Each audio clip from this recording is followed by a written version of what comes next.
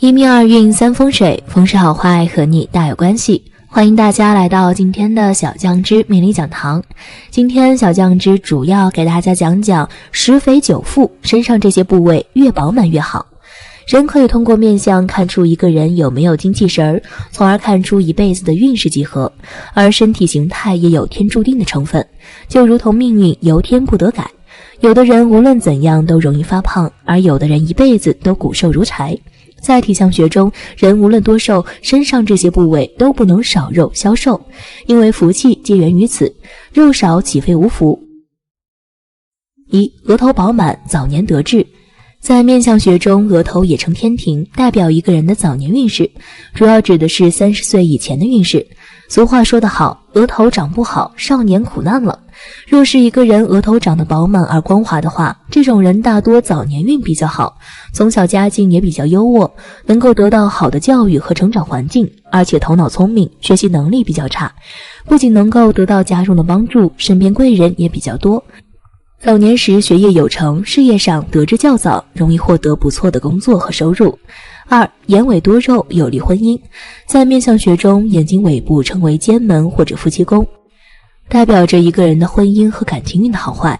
如果一个人的奸门位置长得凹陷不起，或者有青筋暴露的话，这种人大多性格和脾气比较古怪，婚姻感情运非常不稳定。而若是眼尾部位长得饱满而光滑的话，这种人大多做事很有原则，性格和脾气也比较温厚。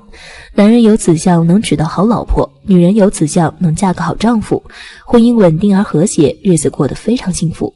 三、眉毛末端上方的部位饱满隆起，则有利财运。眉毛末端的上方部位在相学中称为天仓，仓为古代储存粮食之地，在面相学中代表一个人的储蓄钱财的能力。如果一个人的天仓部位长得饱满而丰隆的话，这种人一般精气神都非常的旺盛，做事积极而主动，丝毫不喜欢拖泥带水，处事果断，善于交际，事业发展较好，挣钱能力和存钱能力都非常的强，特别适合做生意。四、命门饱满厚实，能在好单位有好工作。这里说的命门主要指的是颧骨与耳朵之间那块凸起的小软肉外侧部位。既然能够称之为命门，一是代表这个位置比较脆弱，二是说明这个部位非常的重要。从相学的角度来分析的话，这个部位一定要长得厚实饱满为佳，对自身的工作和事业也比较有利。这种人往往贵人运非常的好，容易得到贵人帮助，生活和工作方面比较顺利，容易获得不错的收入和身份地位。五、腮骨处饱满多肉，晚年好运旺子女。腮骨在相学中也称为反骨，代表一个人的性情、反叛欲、人际关系和为人处事的态度。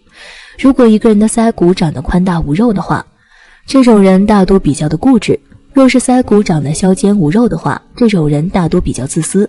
若是一个人的腮骨部位长得饱满圆润的话，这种人大多心智坚定，做事坚定，很有主见，但处事又比较温和，懂得人情世故，善于处理人际关系，在事业上容易取得不错的成就和发展，而且很旺子女，晚年运特别的好。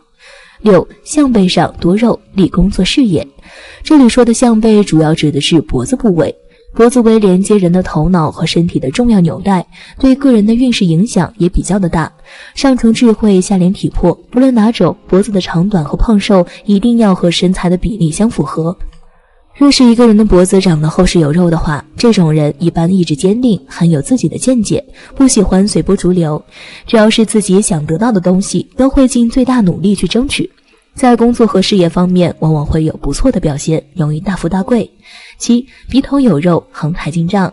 鼻头是一个人身体健康程度的直接体现，鼻头天生光亮饱满之人，气魄广博，志向远大，为人高瞻远瞩，具有大家风范，天生适合做生意，在生意场上的前程无量，收入颇丰，无论做小生意还是大生意，都最容易发横财大发。八、耳朵有肉，命中有福。耳朵在面相中代表一个人的福气大小，耳朵长得好，耳朵有肉，耳垂厚实，肾气充足，精力旺盛，天生头脑聪明伶俐，学习能力强，早早的就能建功立业，创造的成就高，一定能够光耀门楣，善于积累财富，一生的福气大。若是耳朵小而肩薄，则这样的人福气浅薄，就算是有福也降不住，一生辛劳。9. 手掌有肉，财运极旺。正所谓十指连心，10根手指都长在手掌之上。如果手掌厚实有肉，就表明此人一生福气深厚，绝对不会是劳碌操心之命。衣来伸手，饭来张口，贵人运十足，能靠自己抓住财富，人生运势亨通，握财掌权。10. 肩膀宽而有肉，有利事业晋升。这个部位有肉，从传统观念上来说是十分有利的，代表拥有这一特征的人能够为人坦荡。他们不仅财运十分兴旺，就连官运也十分亨通。对于男性而言，拥有这样的特征是财富和地位双丰收的表现。他们总能够得到贵人的帮助和器重，在自己的领域发展的风生水起。如果拥有这样特征的是女性朋友，那么她们就具有兴旺丈夫和子女的特征，为整个家庭带来福运。11. 腰部肉多，财运亨通。正所谓腰缠万贯，腰部乃人体肾气之源，助精气神的丰厚程度。如果腰部过细，无论男女都不是十分有福之人，做事缺乏恒心和毅力，一生不容易得志，赚钱机会极少。而如果生得宝纳腰圆，不仅财气汇聚其中，更多数具有老板度量和老板风范，可做大事，可成富豪，人生极少哀穷受苦。12. 脚掌肥厚，贵气逼人。一双脚要走遍天下，非厚而不得。人的脚是阳气之源，这个部位绝不能消瘦。厚实的脚板是福气的象征，脚板消瘦的人不仅在事业上站得不稳，更容易漏财招小人，不易成就人生大业。生了一双厚脚板，走到哪儿都能混得开，人生财路走不断，无需羡慕权贵，自己只要努力就可以闯出一番天地。13. 臀部饱满，家产丰厚。臀部较为饱满，但跟胖瘦没有关系，且并不一定很大，关键是能够把裤子臀围的位置足够撑起来。此类人做事很有恒心，比较有耐性，能够存财，甚至有的固然不会理财，但最终也会存下一定的积蓄，属于有一定积累能力的。14. 脸颊圆，不愁吃喝，有口福好。脸颊圆者几乎不露颧骨，而颧骨越突出，就代表命理财运越糟糕，而且还有克亲之象。所以对于每个人来说，不管脸型是圆是方，脸颊都以肉多为佳。拥有这样面相的人，命运不仅顺利，更有天赐好口福，从小到大不愁衣食，更能带旺另一半的运气，一辈子越老越有福气。15. 小腿粗，事业更容易成功。相比大腿，小腿更接地气，也和人一辈子的官运有极大的联系。小腿细的人表面风光，实际上波折暗藏，虽然会赚钱，但也不容易留不住财钱，镜花水月一场空。而小腿比较粗，显得很壮实的人，一生行事稳健，步步为营，脚下有黄金，一辈子无论做什么事情都容易成功，更不会大起大落。他们的官运受天印相合，注定能够登上人生巅峰，钱财权势使不完。俗话说得好，好头不如好面，好面不如好身。一个人的运势可以从他的身体。合嘴弯弓不可交，两腮无肉大弯腰。古人在生活实践中不断摸索，逐渐积累了很多经验，也吸取了很多教训，总结出来了很多谚语和俗语。看似简单的话语背后蕴含着深邃的国学智慧。这句谚语“合嘴弯弓不可交，两腮无肉大弯腰”，或许在我们的日常生活中很少被提及，但它却蕴含着相当重要的道理。那么这句话背后有什么深意呢？今天就让我们谈一谈这个话题。面相准确吗？不知道大家有没有听过“相由心生”这个词？关于这个词的意思有很多种说法，其中一个意思大致是人的面目长相和他们的心境有很大的关系。心灵美则长相美，心里净想着一些坏事，一肚子坏水的人长相也好不到哪里去，相貌会随着内心的变化而变化。这个词说明了古人认为人的心灵和面目有密切的联系。有一些人从人的相貌当中推测人的内心，判断人的好坏，这种做法是相对比较武断的。古人还有一个说法是，人不可貌相，海水不可斗量。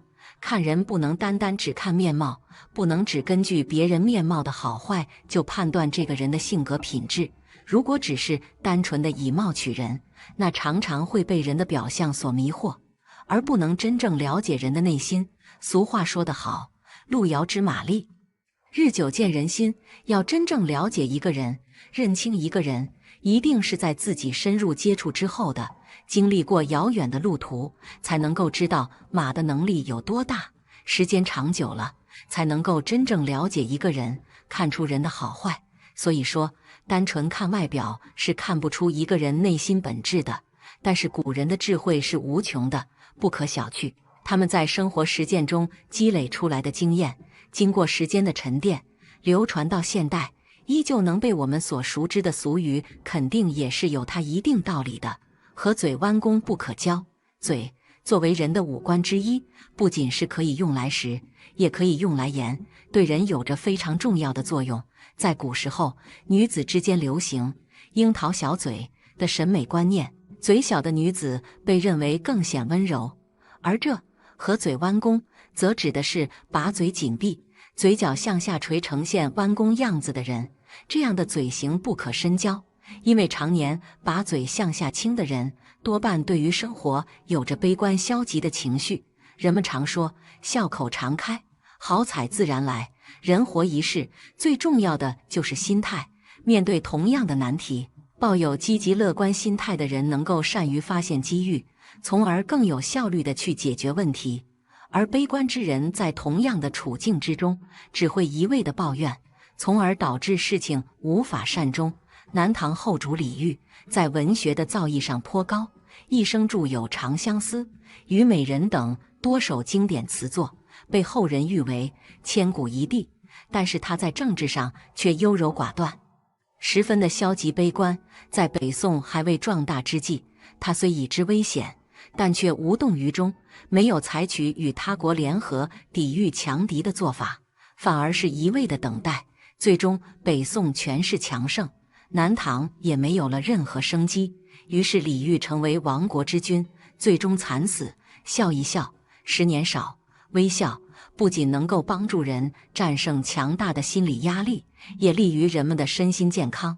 而悲观之人长久下去，容易心中郁结，严重甚至会产生心理疾病。与这样的人相交，心态难免也会受其影响。近朱者赤，近墨者黑。在与人相处时，还是应该将宝贵的时间与更多情投意合的朋友度过。嘴在人的面相当中占很重要的一部分。古人有很多关于嘴相分析的内容，例如四字口、虎口、猴口、牛口等。四字口顾名思义就是嘴巴非常的平整，就像一个四字一样。古人认为有这样嘴型的人聪明有才干。虎口就是嘴唇非常的大，古人认为这种人一般非富即贵。两腮无肉大弯腰，两腮无肉指的是一个人脸颊没有肉，非常尖。而这大弯腰则同水蛇腰，指的是一个人走路时扭来扭去的，姿势不正。在古人的眼中，这样的样貌与身形会显得刻薄，难以成事。其实这样的审美观念与古人所处的社会环境有很大关联。在古时候的封建社会之中，由于过大的贫富差距，所以人与人之间的身份地位很易分辨。忙于农耕生活的百姓，常年在田地之中务农，干的都是劳累活，所以这身形大多都纤细。而身于富贵人家的少爷千金，从小锦衣玉食不愁吃惯，这身形则会圆润一些。如果一个人过于纤细，脸颊无肉，那则是生活十分穷苦之人。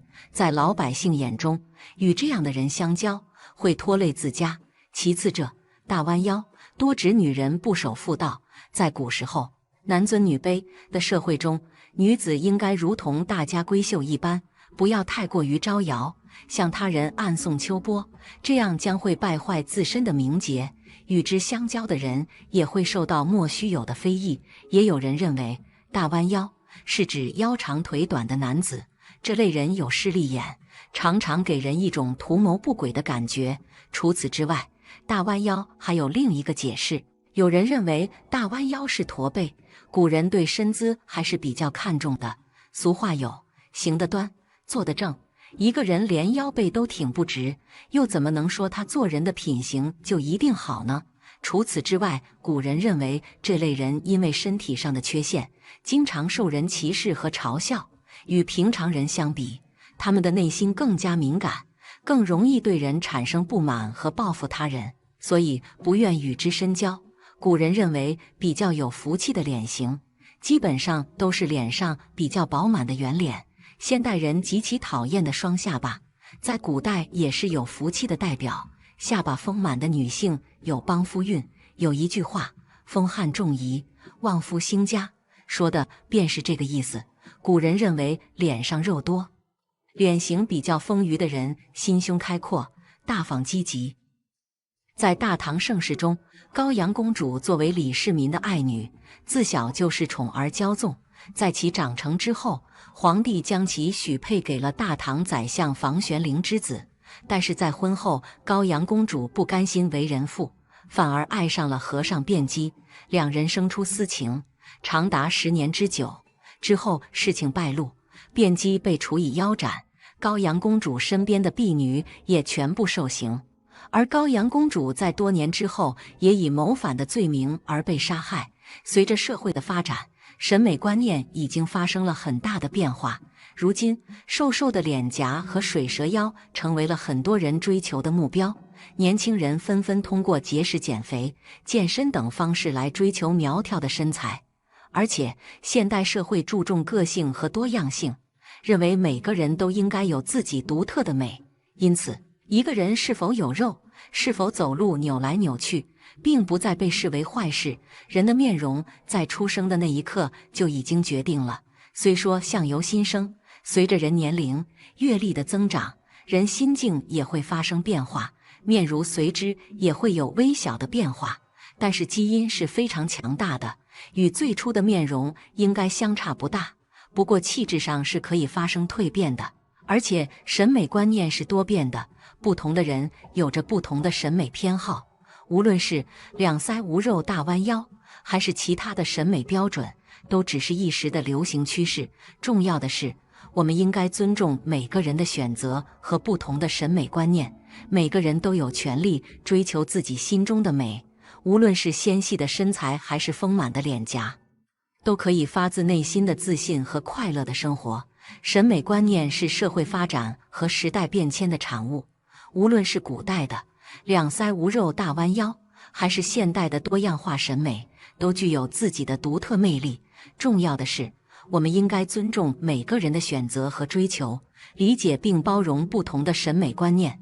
每个人都有权利追求自己心中的美，关键是要保持内心的自信和快乐，才能真正展现自己的魅力和个性。所以，不管你是两腮无肉大弯腰，还是其他外貌特点，都可以自豪地展示自己的独特之处，去追随自己的梦想，并取得成功。在生活中，认识一个人，终究还是要看他待人接物的态度和行为习惯。要完全看清一个人是非常困难的，需要时间的考验。面相只是作为一时的参考工具，千万不能把它当作唯一标准。通过对古人识人之术的理解和运用，我们可以更加全面地认识和了解他人。不仅要看表面，更要透过外貌去挖掘一个人的内心世界。对于不同类型的人，我们需要采取不同的交往方式，以求实现互利共赢的关系。最重要的是，我们也要反省自己的内心世界，不断提高自身的修养和。给大家讲讲11个看相误区。说到看相，大部分人所了解的面相知识几乎都来自老一辈人的经验之谈及口口相授。这种民间经验学固然可贵，但也容易产生歧义，甚至与本身要表达的意义大相径庭。所以在现实生活中就容易出现如下状况。比如爷爷说，我是好面相，可怎么就是赚不了钱啊？或者我邻居大伯说我命不好，可我不还是一样活得逍遥自在的？其实在面相学上有这么几处地方最容易产生误区，它们的存在比较微妙。你所认为的好不一定就是好，而你认为的不好，或许它却恰好代表着好。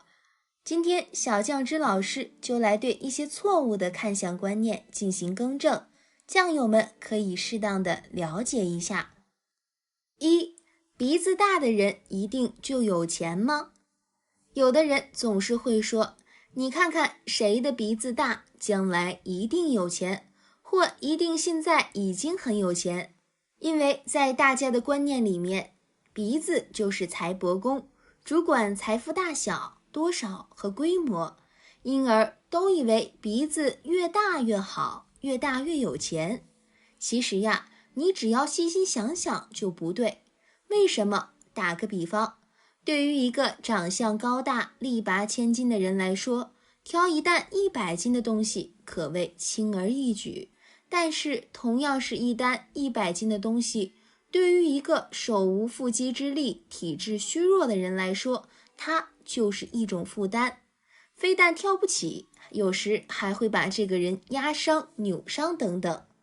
鼻子的道理也一样，什么样的面相配什么样的鼻子最好，这需要根据不同的面相五行、面相情况来定。不能说鼻子大的就一定有钱。现实生活中，有些人的鼻子并不大，但却也可以很有钱的。二，额头光就是富贵命吗？这个从一句俗话就可以看得出来，这个观念很深入人心，就是10个光头9个富。事实是这样的吗？肯定不是的。可以看看现在身边很多光头的，并不见得就富了。虽然很多大富大贵的人额头是光的，但是从面相学来看，额运代表早年，是在31岁之前。而相反的是，很多大富大贵的人在30岁之前都是很苦很艰难的。所以你说额头光好不好？客观来说，额头光还要配合脸型去看才准确。比如木型人额头光就好，比如厚重的金型人额头光也很好，比如水型人额头光就不见得好了。三，招风耳是不是一定不好？这个也很多人说，一看到招风耳就说人家哪里哪里不好。其实现在很多90后的是招风耳，而且很多还是富二代的，你说好不好？招风耳其实不代表什么，最重要一点就是代表父母缘薄一点，比如小小年纪就要离家或出国读书等等，就是早年走动多，走得远而已，别的并不代表什么，一样可以生活好，一样可以学历高。四，脸黑黝黝的人运气一定不好吗？一般人看不起这一种面相的，就是看到一个人脸黑黝黝的，就会在心里很自然地认为这个人运气一定不好。其实我跟你说，这种人往往正在好运里面，比如很多事业巅峰上的老板，比如很多从事法官、律师工作的人。当然了，有一些人脸黑黑的，确实运气不好，那是脸黑，而不是会油油的那种。五，红光满面是不是代表运气就一定好？生活中有这样一种说法，就是说那些看起来红光满面的人都一定是发财的人、好运的人、富贵的人。所以平时大家看到这一种气色的人都觉得运气一定会好，但是从相学上来说其实不是的。红光满面从五行来说就是火，火的性质就是飘忽、动、变化大、冲动、急躁等等，特别对于那些方形或圆形的脸更加不好，容易有是非纠纷。所以红光满面不一定好，有时反而会惹是非，烦心事儿多，严重的还会影响婚姻。六，女性颧骨高是不是会克夫？关于这个也是很多人担心的，都说颧骨高不好，会克夫。事实上是这样的吗？其实也是要客观看待的。颧骨高代表的往往是性格的急躁、冲动、个性强，但不一定就克夫。比如颧骨高但脸型开阔，反而是一个旺夫的相。七，看手相是不是一定要分男左女右？有时在外面看相时，每当我要看男人的右手、女人的左手时，他们都会非常的奇怪，会情不自禁地问，不是男人只看左手，女人只看右手吗？我不知道这个是谁说的。没错，看相男女是分左右的，因为阴阳不同，但绝对不是说男人只看左手就可以了，右手不用看，也绝对不是说女人只看右手就可以了，左手不用看，这肯定是不对的。只不过说男人看手相是以左手为先天之命，右手为后天为运，女人则是以右手为先天之命，左手为后天为运。8. 感情线开叉是不是感情一定不好？很多人也担心这个，因为一看到自己手掌上的感情线上分叉开叉，就整天担心这个担心那个。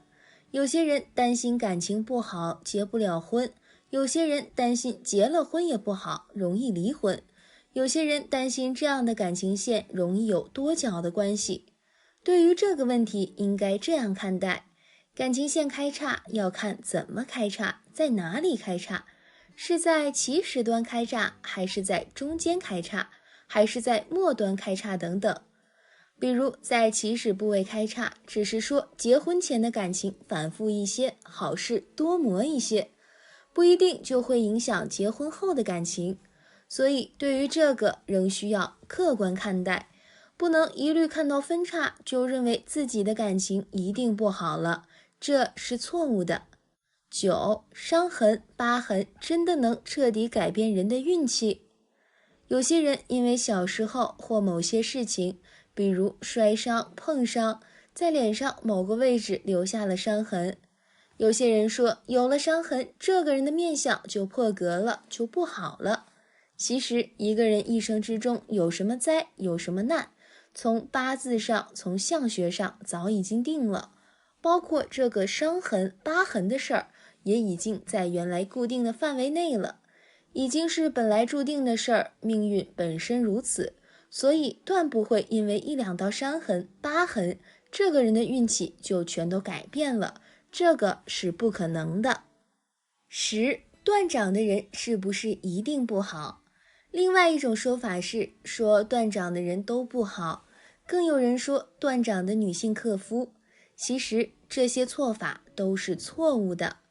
一个人的命运好不好，不可能只有几根线决定，还要看手掌中的各个部位的关系的，比如财帛宫、官禄宫、子女宫等等的情况才能够确定下来。断掌只不过是其中的一个现象，当然这个现象代表某个事儿，这是真的，但不一定是不好的，也可以是好的。11. 生命线短了，是不是就预示着会短命？